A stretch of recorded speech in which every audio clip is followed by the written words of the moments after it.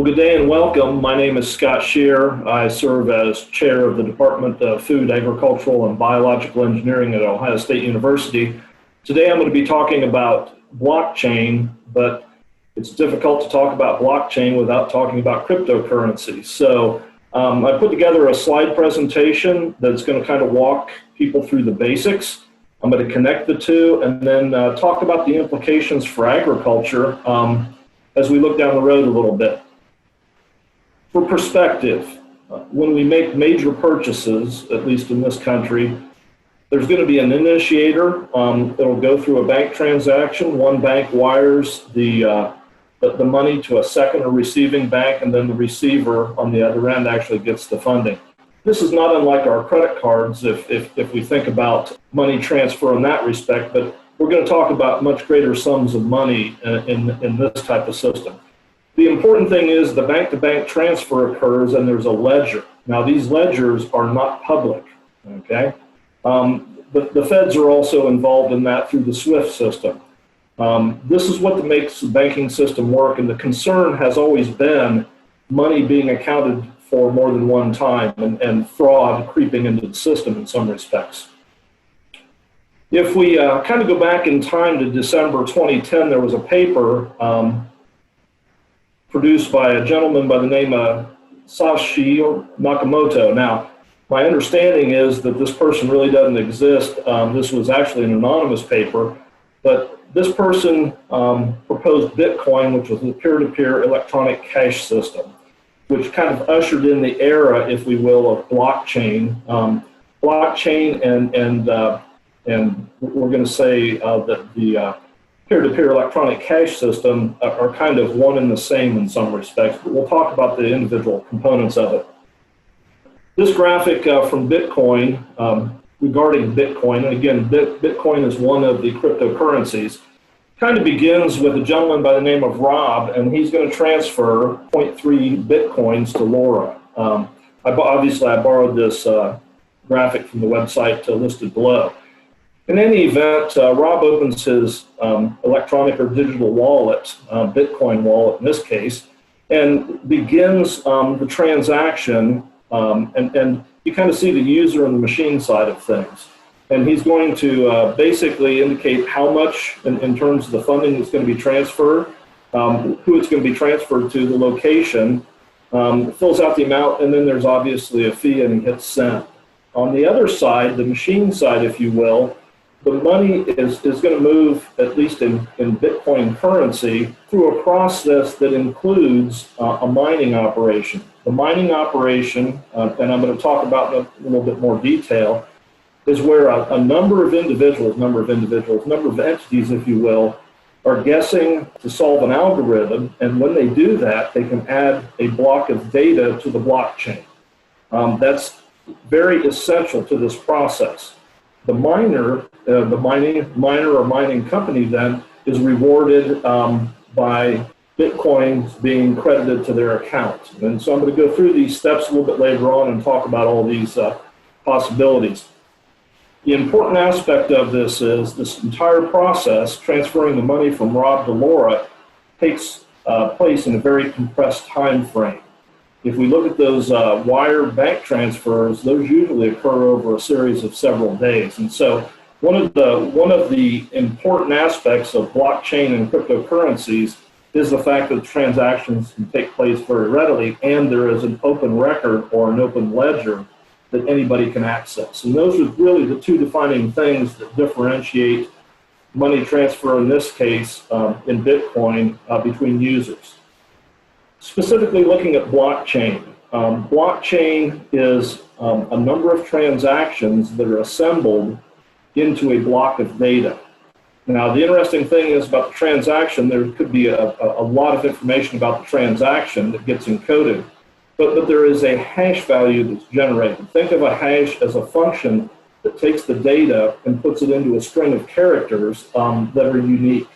That process is very important because the last thing you would want is hashes that are replicated multiple times within the system. And there's a number of algorithms, if you will, to create that hash. But the hash, again, is a function that takes the data You can kind of think of it as being encoded in some respects, but it creates a character string that's very unique to that transaction. There are a number of hash functions. I won't go into the detail on these. Some of these are more or less used, at least by Bitcoin. There are a number of other cryptocurrencies, and again, it depends upon the currency in some respects in terms of which hashes are being used or which functions. Considerations, and this came from the U.S. Department of Homeland Security, and basically they were encouraging people to think about whether or not they should be using blockchain. And what the Department of Homeland Security said is if you can answer yes to the following questions, blockchain is a good option for you as an organization or an entity.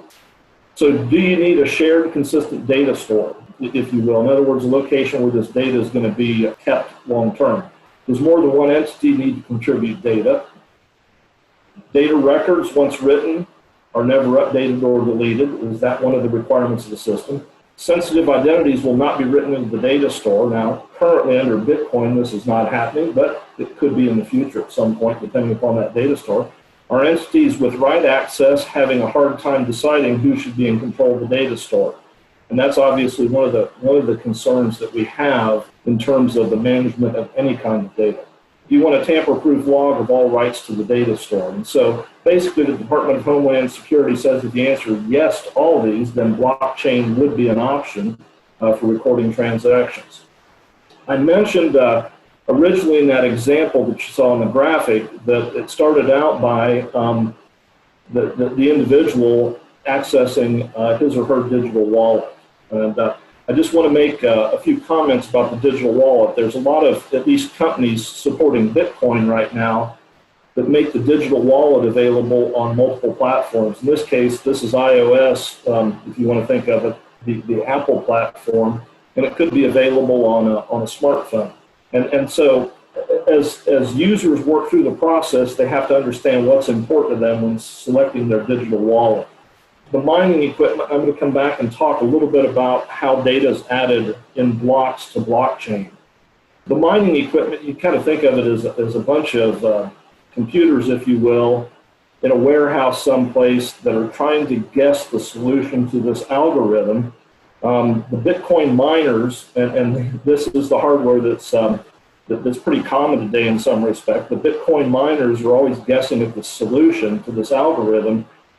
Once they guess that solution, they're rewarded with the fact that they can add a block of data to the blockchain. When they add that block of data to the blockchain, the data miner is then rewarded in terms of being paid a sum of funds in the form of Bitcoins. This also goes to the generation of Bitcoins within this ecosystem, if you want to think of it in that respect. Early on, they were using CPUs, a traditional PC, if you would. Then they went to using graphical processing units, and now these are really hardware-intensive mining machines that are specifically for mining operations in terms of this whole industry. So again, thinking about it, these machines would enable this data in this open record approach to be added to the blocks and then replicated in multiple locations around the world. The Bitcoin node distribution network, and again, we're talking about blockchain, but every time a block of data is added, it is stored on these, right now, north of 10,000 nodes around the world. And you'll notice some of them aren't identified as to location. Obviously, the United States has quite a bit. Germany has quite a few. But this is where the data gets replicated in this open records approach to ensure that there's no corruption of this data and obviously no misappropriation of the Bitcoin funds. People getting into Bitcoin mining, they can purchase hardware, they can start out. They have to be, there's a little bit of luck involved because you're guessing these solutions. But the reality of it is some of these companies are very good at what they do and they kind of control the industry. So what's happened within this industry is there are now Bitcoin mining pools. And what you can do as a Bitcoin miner is join one of these mining pools. And then every time a block of data is added to the chain and the pool is rewarded with that Bitcoin, then the individual that is mining is rewarded in proportion to the computing power that person brings to the table, so to speak. And so again, kind of an interesting process in some respects. There is a trade-off. Those machines that I showed you a little bit earlier, they do require electricity, and there's always this hardware electricity cost trade-off in terms of the rewards with Bitcoin. Right now, at least Bitcoin, the mining industry is profitable, but there's a potential that it could not be at some point in time. Cryptocurrencies, there's a number of these. I'm going to talk about Bitcoin because it's received probably the most press. As this graphic shows, there was a run-up in the value of Bitcoin, and this is showing what the value of Bitcoin is in US dollars. And you'll notice just slightly before the start of 2018, there was a substantial peak, and then it kind of crashed through the 2018 into early 2019 year. And I'm not going to say it's stabilized, but it's come back a bit, and these operations are continuing to proceed. And so again, as data gets added to the blockchain, it's this data that kind of tracks these business transactions, if you will. Again, the origin of the Bitcoins and those who are receiving them remain anonymous, but there's a tremendous amount of transactional data that's included in the blockchain. The value of Bitcoin obviously varies on a day-to-day basis, and then there is the block reward per day. And so this graphic kind of shows on one side the number of block transactions in terms of the mining operations, and on the other side kind of translating it into Bitcoin rewards, what the value of that is in terms of US dollars, if you want to think of it that way. So again, just kind of a historical look at what's going on in terms of the value of this industry. By the way, as Bitcoins are minted, and that the minting operation is from the reward structure for adding another block of data to the blockchain. As they're minted, the algorithms become increasingly more complex and more difficult to solve. Obviously, as computing power goes on and it continues to progress in some respects, the time to solution gets much shorter. The way this system is set up is so that there's approximately one block of data added about every 10 minutes. And depending upon the average time to add a block of data, the difficulty of that solution that all these miners are mining for becomes more complex if the blocks are added too quickly. And so again, it kind of gives you a feel for it's kind of a self-regulating system in some respects, trying to avoid inflation in some respects. So what about blockchain and agriculture? This came from FAO. They kind of identified three major areas that might be important. And again, we're looking at blockchain on a worldwide basis, and we begin thinking about how we might use it in North America, the United States, and in specific. There are some parallels here. So financial and agricultural risk. We have crop insurance here in the U.S., but you look around the world, many other locations, there's a lot of farmers that could be in serious trouble in a drought situation or a plague or something of that nature in terms of, we look at some of what's happening in Africa right now. Land registration is another important aspect. Obviously, blockchain can be used to record any kind of exchange in terms of land transactions, real estate, if you will.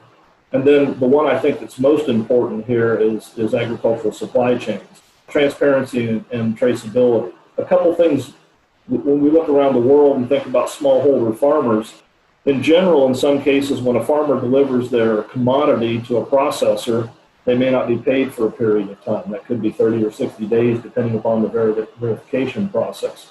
The nice thing about blockchain and cryptocurrencies is that money exchange occurs very quickly upon the transaction. The other thing that becomes important is buyers lacking access to supply chain finance. And largely it's because you don't know a lot about what's going on when you look at it from the financier's perspective. And then the other thing is, and this is becoming increasingly important, we know in North America, consumers lack knowledge of the origins of food. And obviously with blockchain, that's one thing that we can trace very readily. Some recent headlines, these go back a little bit of time, but and I kind of pulled these off the internet, and they were relative to agricultural transactions and blockchain, just to get people thinking. So 3,000 tons of wheat bought with Bitcoin shipped to Turkey from Russia. One thing is clear, the digital revolution is transforming the commodity sector. Australian wheat farmers trial blockchain to sell grain. Commodity firms complete blockchain pilot for Black Sea wheat. And Cambodian rice farmers turn to blockchain to gain pricing power.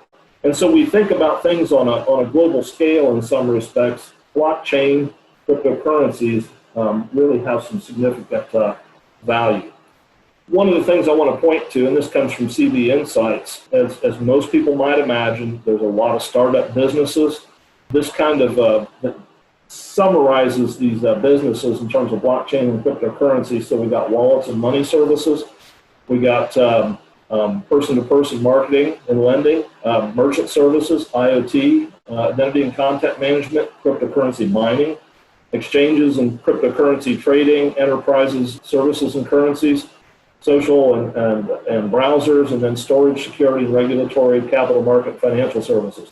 And so again, as we see the potential for us to transition from usually government-backed currencies, if you want to think of it that way, to these cryptocurrencies, it really kind of opens up a lot of opportunities in terms of new businesses and processes as we move along, especially in the agricultural place. I'm going to conclude with this last one, and this is Gartner hype curve. Most people have probably seen these in some form or fashion. This one is specifically, it comes from Gartner.com, but it addresses, and again, this goes back to July 2019, kind of where we're at with blockchain and cryptocurrencies. And I want to point out there is kind of the innovation trigger. We get the peak of inflated expectation and then the trough of disillusionment. Notice right now, cryptocurrencies, the distributed open ledgers, if you will, blockchain, but those are all kind of, we're going through that trough of disillusionment. But when we come out on the other side, the slope of enlightenment and then the plateau of productivity, that is where these technologies begin to be adopted and they begin being used for day-to-day transactions. And so think about where we're headed in some respects. A lot of the hype is worn off on blockchain and cryptocurrencies.